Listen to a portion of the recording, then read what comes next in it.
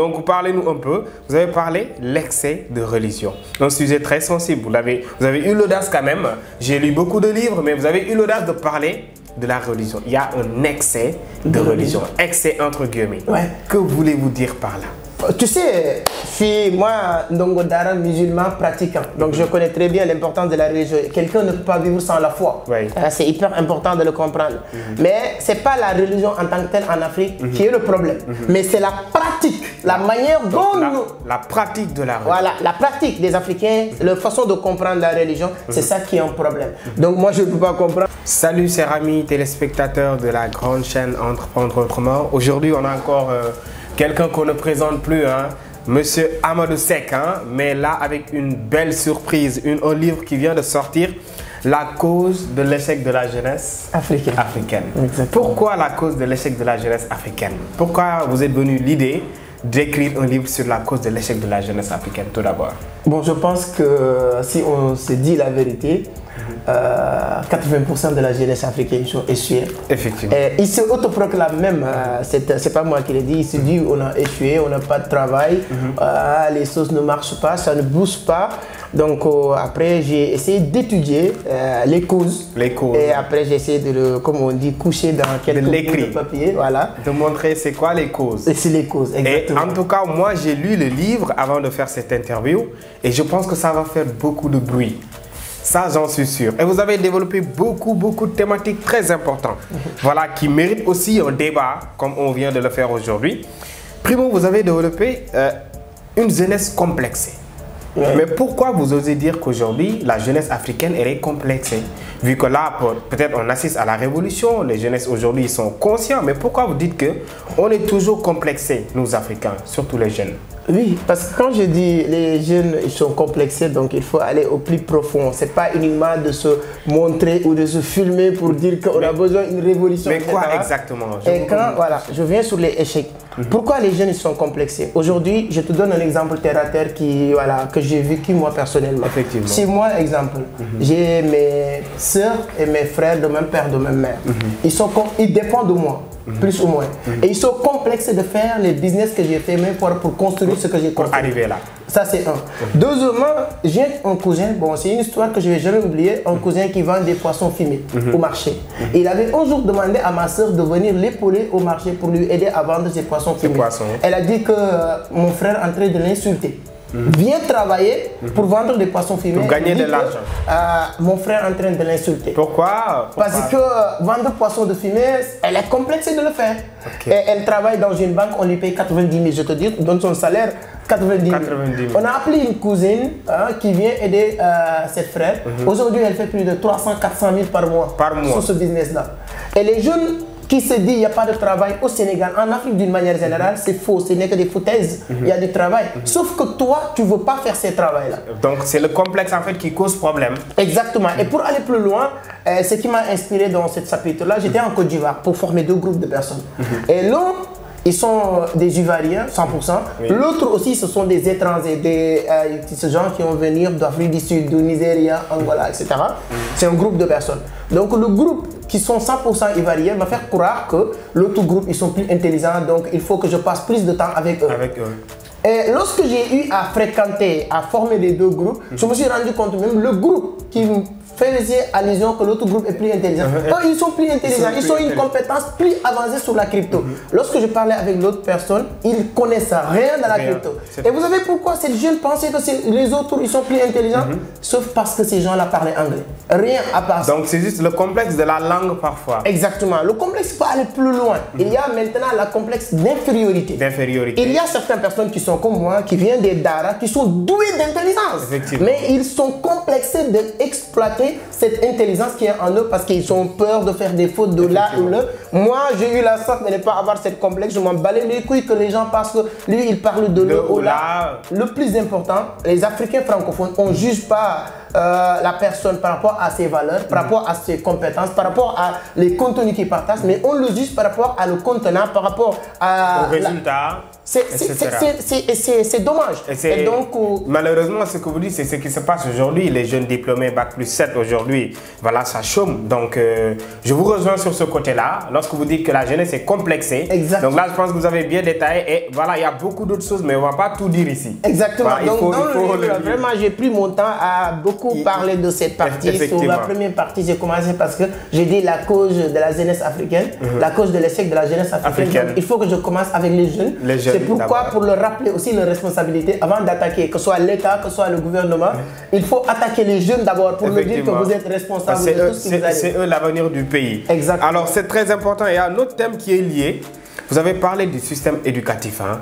Voilà, vous avez un peu, je peux dire, rabaissé le système éducatif africain. Vous avez dit que voilà, c'est pas un système qui peut nous permettre d'aller vers l'émergence. Exactement, c'est l'une de mes coachs qui dit qu'on va suivre un arbre par rapport à ses fruits. Mais on va pas suivre un arbre par rapport à l'implantation. Donc aujourd'hui, les fruits de ce système éducatif, c'est nos frères, nos sœurs. Si on dit la vérité, on n'est pas satisfait, on n'est pas content de ces fruits-là. Pourquoi?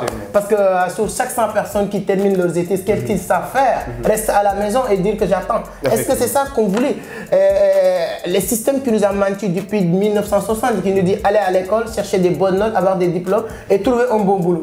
Tout le monde, nos parents, nos grands frères, nos grands sœurs, ils sont suivis tous cette même rythme, cette même course de rat, aller à l'école, trouver des diplômes et tout ça, mais ce bon boulot n'a jamais su.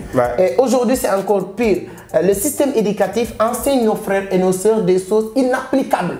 Donc, ce qu'on apprend, ce qui n'existe pas dans le marché du travail. Oui, moi j'ai fait. Toi, tu es bien placé parce que moi, j'ai fait mes recherches, j'ai jamais mis les pieds à l'école. Tu as fait la philosophie, tu as fait l'histoire. Ce que tu fais là dans ta vie aujourd'hui, qu'est-ce que ces choses-là t'apprennent? Est-ce que ça t'apprend quelque chose? Depuis que j'ai quitté l'école, on m'a plus redemandé c'est quoi même racine carrée de 4.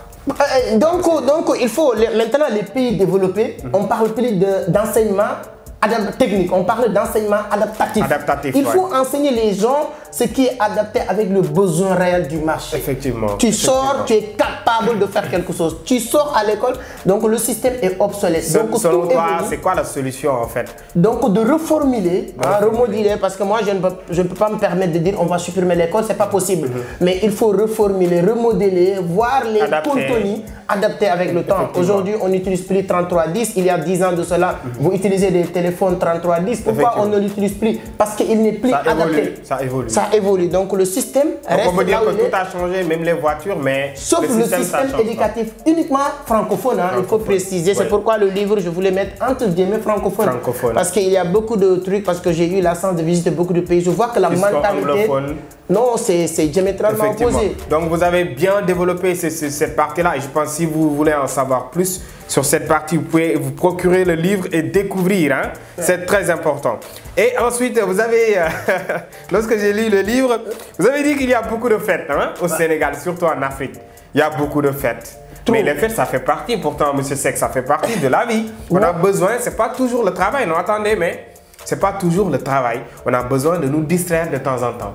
Mais pourquoi vous dites que trop de distraction, c'est-à-dire que est-ce que vous êtes d'accord avec moi qu'aujourd'hui au Sénégal, je ne parle pas des autres fêtes, il y a plus de 12 fêtes sur l'année. Oui. Si on prend, nous on est tous au Sénégal. Oui. Voilà. Plus de 20, on peut dire sur l'année, plus de 20, trentaine. Oui. Mais ça, ça n'est plus normal. Mais sur 12 ans aussi, sur 365 jours. Vingtaine de fêtes, c'est trop. Moi, je te dis une chose. C'est-à-dire que il ne faut pas essayer de voir ce qu'on est en train de faire. Si même 100 personnes faire 1 milliard de personnes faire quelque chose qui n'est pas bon, ça ne va pas rendre la chose bien ou etc. Dans le monde entier, il n'y a pas un continent qui fête comme le continent africain, surtout les Africains francophones. Nous, on passe tout notre temps à fêter. Mais quand je parle de fête, maintenant, moi, je n'ai pas de problème pour quelqu'un qui a son argent en train de fêter tous les jours. S'il veut même, il peut fêter les 365 jours. Mais toi et moi, on se cherche. Et on parle des causes de l'échec, c'est pourquoi on l'amène. Aujourd'hui, on cherche à gagner 50 000, 100 000, 10 000.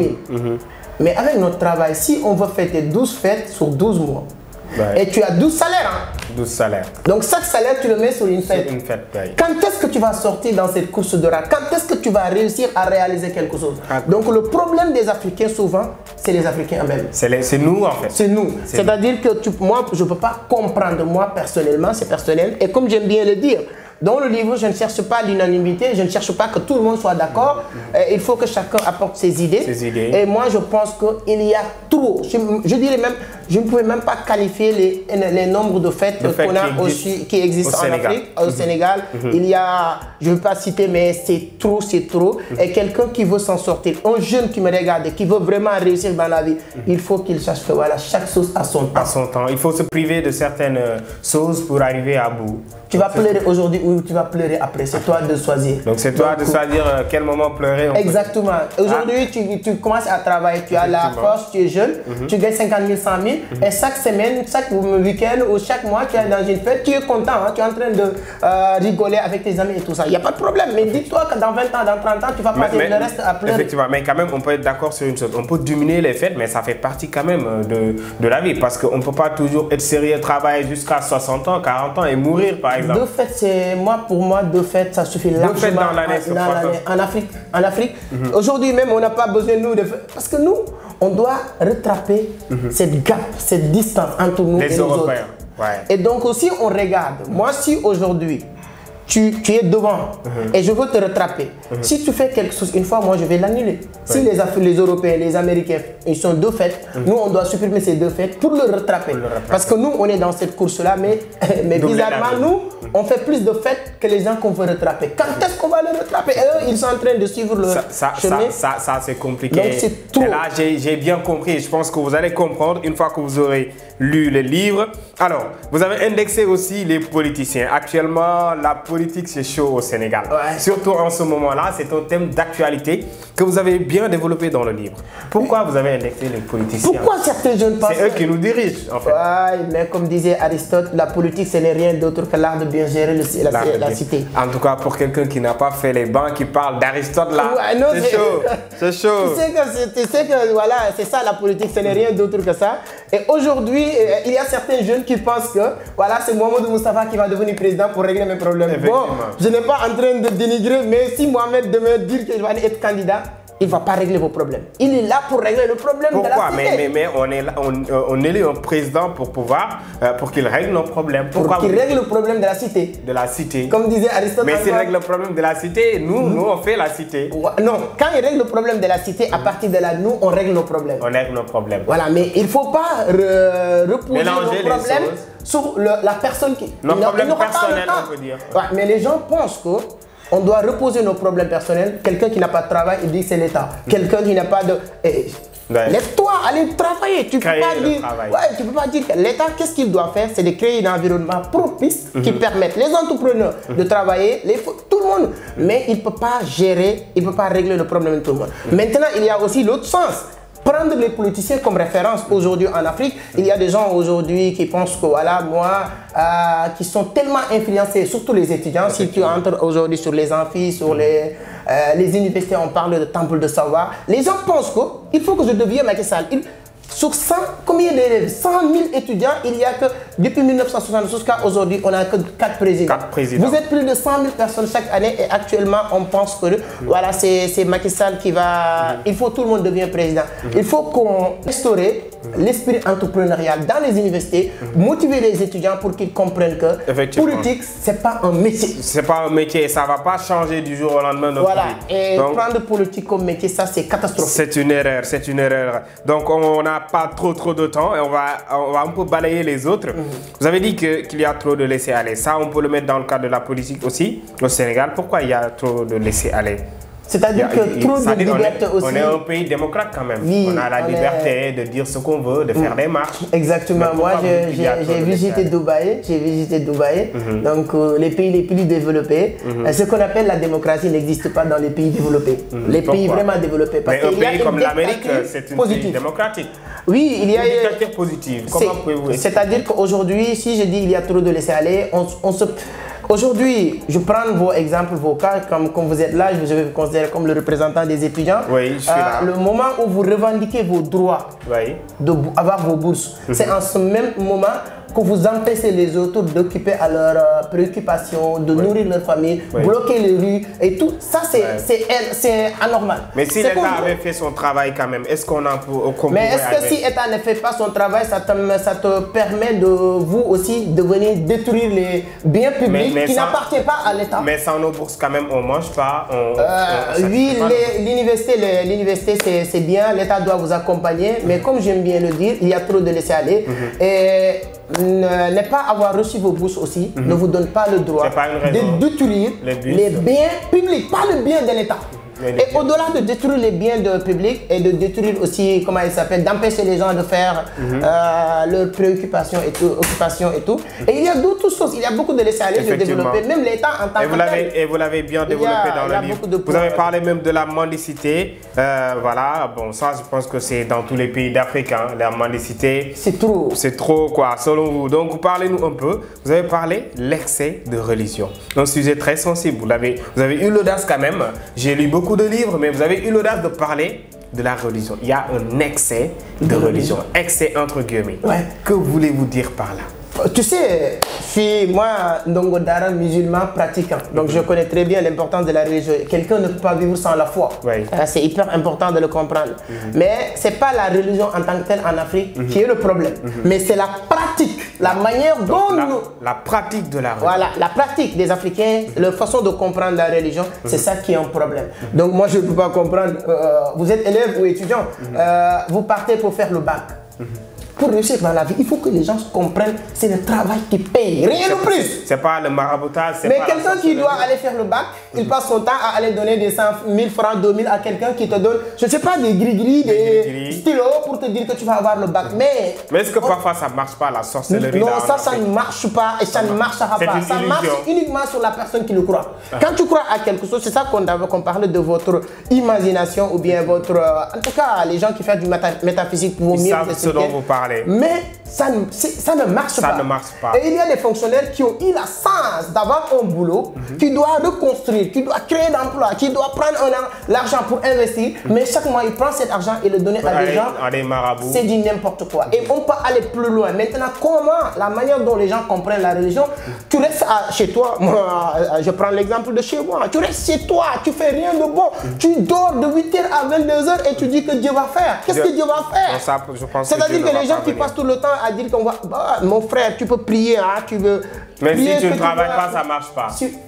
Crois à Dieu si tu veux, mais si tu ne travailles pas comme tu l'as dit, ça ne marchera jamais. Dieu ne va pas frapper à ta porte. On n'a jamais vu Dieu descendre quelque part pour dire les gens, je vais vous aider parce que tu crois en moi. Effectivement, là je pense que c'est jamais arrivé et si une fois que ça va arriver, j'espère que ça soit de mon côté. Alors, donc comme vous l'avez bien expliqué, l'excès de religion sur ce plan-là, maraboutage, etc. Donc ça aussi c'est un sujet très sensible, mais vous avez quand même bien expliqué. Vous avez parlé aussi de quelque chose de très important aussi. On est dedans même actuellement. Vous avez parlé des réseaux sociaux, Facebook, WhatsApp, YouTube. Sur le côté positif, négatif, que pouvez-vous nous dire un petit peu sur ce que vous avez développé? Oui, la manière dont les Africains francophones utilisent les réseaux sociaux, c'est du waouh, c'est du jamais vu. C'est-à-dire que c'est bon ou c'est mauvais? C'est très négatif. C'est très négatif. Pourquoi? Donc, tu sais, les réseaux sociaux sont faits pour nous permettre de gagner du temps, nous permettre de communiquer avec un maximum de personnes à moins de temps. Mais les Africains utilisent les réseaux sociaux pour détruire les gens. Les Africains utilisent les réseaux sociaux pour se divertir. Les Africains francophones utilisent les réseaux sociaux pour parler du n'importe quoi. Pour rire, regarder. Je te prends l'exemple du Sénégal. Les 5 ou 10 personnes les plus suivies sur les réseaux sociaux, il faut encore insulter les gens.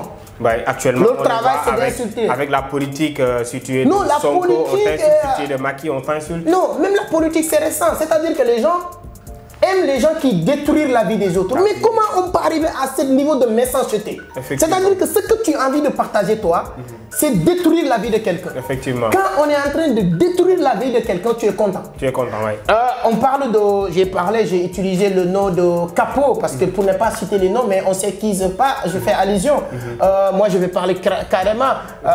Comment il s'appelle même le Capo, celui qui s'appelait Capo... qui est en Italie, Adamo Boss des Negri, je pense. Qu'est-ce qu'il a fait? Qu'est-ce que le travail de ces personnes-là, c'est quoi? Moi, il est l'un des Sénégalais les plus suivis sur les réseaux sociaux. Je te dis une chose, les Africains aiment regarder, partager là où on va détruire la vie de quelqu'un. La vie des autres, oui.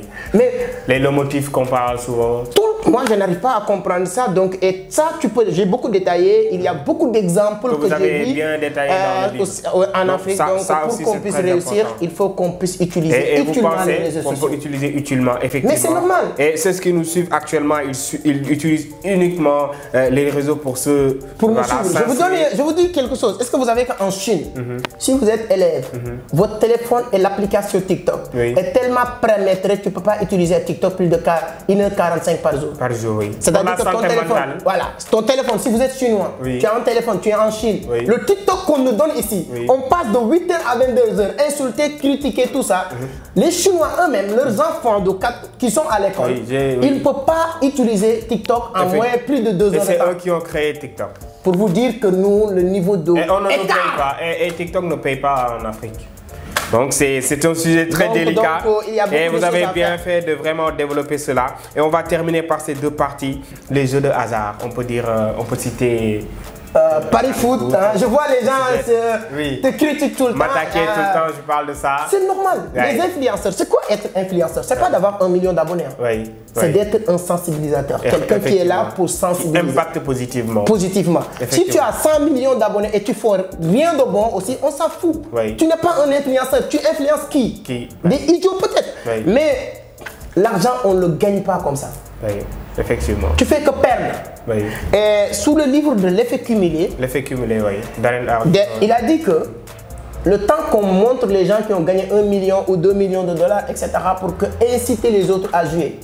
Si on prenait, il ne reste que 9 secondes pour donner toutes les personnes qui ont perdu, on va passer 9 ans pour faire passer toutes les personnes. Pour d'un seul tirage. Oui, c'est-à-dire que toutes les personnes on vient pour dire que telle personne a gagné 10 millions, telle personne a gagné 1 million. Et on leur donne 9 secondes à la télé, ça va faire combien d'années vous dites? Plus de 9 ans pour faire passer toutes les personnes qui ont perdu.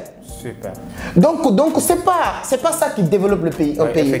C'est-à-dire que je pense qu'avoir même un État fort, et on est en train de suivre ou de copier les Occidentaux. Je vous dis une chose, ce que tu vois à la télé, des Occidentaux comme les jeux, comme les filles qui se déshabillent et tout ça, ça ne passe pas sur les télés que les gens regardent. C'est-à-dire que les gens copient des choses sur lesquelles là où il vient ou bien d'où il vient, les gens ne regardent pas. Parce que, comme exemple, aujourd'hui, on nous met des choses sur 3, nous on a 4 ou 5 télévisions, je peux dire, nationales. Et ces télévisions-là, si c'était américain, ils ne se permettent pas de montrer certains trucs. Effectivement. Est-ce que tu peux voir ces genres de trucs sur France 24? Non, jamais. Jamais. Mais pourquoi nous? Et les télés qui nous montrent ça, je te dis encore, je le répète, leurs enfants ne regardent, on ne le connaît même pas. C'est des télés qu'on connaît mieux ici en Afrique que là-bas. Une télévision qui existe en France ou aux États-Unis, et on le connaît mieux ici au Sénégal, en Afrique qu'aux États-Unis. Ce sont ces arts de télé qu'on ne regarde pas qui montrent ces arts de trucs. Donc les jeux n'existent pas. Arrêtez les paris foot. Vous pouvez insulter, dire ce que vous voulez. C'est pas ça qui va vous rendre riche. Allez travailler. Effectivement. C'est le travail qui paye, c'est rien d'autre. Je pense que ça, c'est une vérité vraiment unanime. Donc on va terminer par ça, la dépendance. On voit que ça, sur ce point-là, vraiment, vous avez bien développé.